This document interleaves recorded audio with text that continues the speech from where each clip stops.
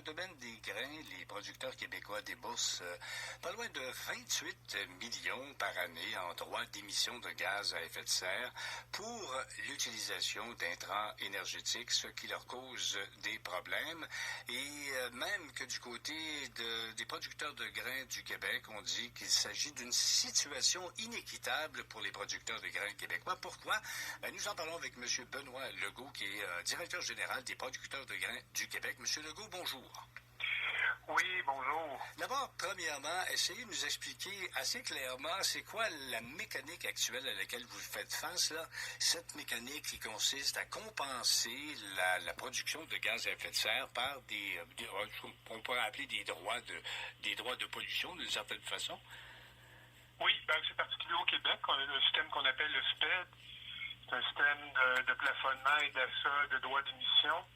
Alors, ça serait une seule fournisseur de produits et combustibles fossiles qui doit s'acheter ces droits d'émission-là, puis par la suite, il transmet ça dans le fonds prix-vente des carburants, diesel, essence, propane, gaz naturel. Et ça, ça crée de l'iniquité, disons ça dans un premier temps, par rapport à nos compétiteurs, parce qu'en Ontario, c'est une taxe fédérale qui s'applique, parce qu'ils n'ont pas de système provincial propre. Donc, c'est une taxe. Et il y a une exemption de taxe pour ce qui est du diesel. Alors, on voit ici qu'il y a un enjeu de compétitivité, probablement encore plus fort en Abitibi, ayant des producteurs d'Ontario, là, pas loin de leurs frontières. Donc, le grain qui vient soit de l'Ontario ou même des États-Unis, où ils n'ont absolument rien, parce qu'en Ontario, ils ont quand même quelque chose qui s'applique pour le propane. Mais c'est moins important dans le cas des céréales à pain. Alors, donc, une dynamique de compétitivité, là, d'inéquité en matière de compétitivité avec les provinces, et les producteurs du Midwest américain qui n'ont absolument rien en matière de contrôle là, ou de tarification du carbone. J'aimerais vous parler de rentabilité aussi. Là. Je ne sais pas si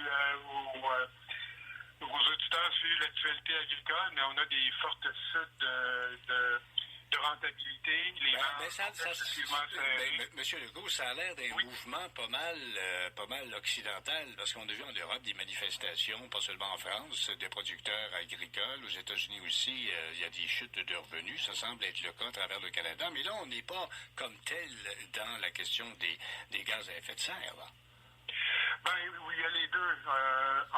C'est la même chose en Europe. Ils se présentent comme ayant des problèmes de rentabilité liées à toutes sortes de choses, dont la France parlait d'ententes internationales qui vont contre leurs intérêts, mais aussi de réglementation environnementale. Puis la taxe carbone est une forme de réglementation environnementale qu'on a ici, qui est très forte, mais qui n'existe pas chez nos compétiteurs ontariens et américains, disons pour le diesel, pour simplifier la problématique. Donc, le producteur québécois se retrouve en désavantage par rapport aux fournisseurs ontariens et américains qui livrent amplement de grains sur le marché québécois. Comment ça se calcule, ces redevances? C'est calculé sur la consommation annuelle de diesel? En fait, c'est comme je l'ai expliqué, pour le Québec, c'est des droits d'émission que le fournisseur d'essence, de diesel, de propane ou de gaz naturel doit taxer sur une base annuelle.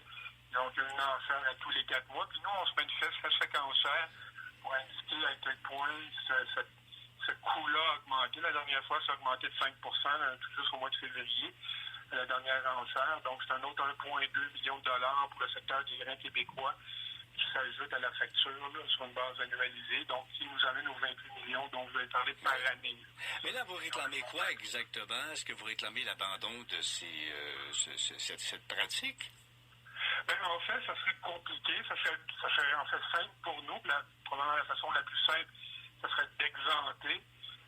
Mais le système est complexe. Les droits d'émission, ça vient difficile de l'électricité dans un secteur économique et pas dans un autre.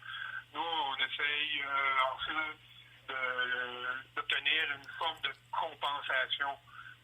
Les producteurs aimeraient bien avoir une forme de compensation puis obtenir le remboursement de tous ces droits-là qui ont été payés parce que depuis le début, en 2013, dans le secteur des grains, on parle de 120 millions là, de dollars qui ont été accumulés dans le fonds vert, puis par la suite le fonds d'électrification. Et les producteurs n'ont pas accès à ce fonds-là présentement. Alors, et est-ce que la machinerie, on peut envisager une machinerie agricole électrique? Je vous dirais que c'est un peu ce qui est un peu incohérent dans ce débat-là, parce qu'on nous dit souvent que ces crédits-là, carbone, vont amener les producteurs à changer. Si les producteurs avaient la capacité à baisser sa facture d'énergie, de carburant, diesel, puis propane, ça fait longtemps qu'ils l'auraient fait.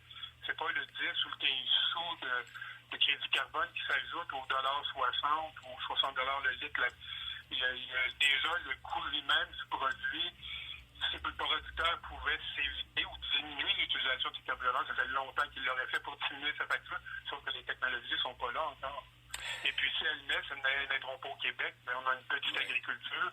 Si on invente des nouveautés, ça viendra des États-Unis. Puis, l'industrie américaine n'a pas de signal encore pour développer la machinerie verte. Alors, c'est un problème.